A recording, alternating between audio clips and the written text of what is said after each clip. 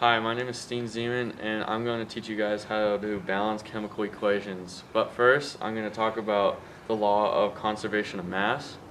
And it states that mass in an isolated system is neither created nor destroyed by chemical reactions or physical transformations. To further explain the law of conservation of mass, I have this box here representing an isolated system, and then we got these Legos here representing the matter. And if you put the matter inside the isolated system and shake it up, and that would be this would kind of be like a reaction. And if you take the Legos out, you haven't really gained or lost any Legos, you just modified it. Alright, and now we're going to talk about different chemical reactions, and the first one we're going to talk about is combination. And this one means when two compounds come together to make one. And then this is where balancing chemical equations comes in, and you can see that there's one calcium, two oxygen, and two hydrogen. And on this side, you've got one calcium, two oxygen, and two hydrogen. So this shows a balanced chemical equation. Okay, the next chemical compound we're going to talk about is decomposition. And this one is the breaking down of one compound and then splitting it into two.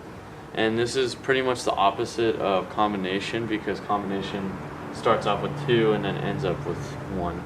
Another thing I'm going to mention is the subscripts right here, and these numbers, they mean like how many elements there are in a compound. Another chemical reaction we're going to talk about is combustion, and this one always involves molecular oxygen, carbon, and hydrogen. And it also produces heat, water, and carbon dioxide. In this example, we have methanol, which is rubbing alcohol, and it is combined with oxygen, and both of those make this reaction. The next chemical reaction we're going to talk about is single displacement, and this is where an element gets replaced in a substance. In this example, you could see that A plus BC changes to AB plus C, and A and C switch in this substance. And in this real chemical reaction, we have iron plus copper sulfate, and then it goes to copper plus iron sulfate.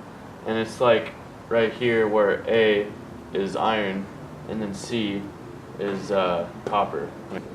To reemphasize balancing chemical equations, we have this chemical equation right here, and it's one iron, one copper, one sulfate for oxygen, and on this side it's the same thing, one iron, one copper, one sulfate, one oxygen.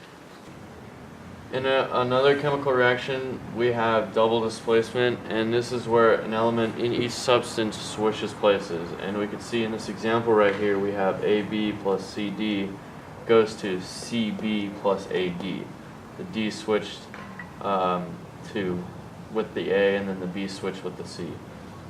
In an actual chemical equation, we have lithium sulfate plus barium chloride, and then that switches to lithium chloride plus barium sulfide. This is also a balanced equation, and it shows that there's two lithiums and two chlorides, and they're both subscript on this side, but then it goes to a coefficient on this side, and it shows that there is two lithium and two chloride.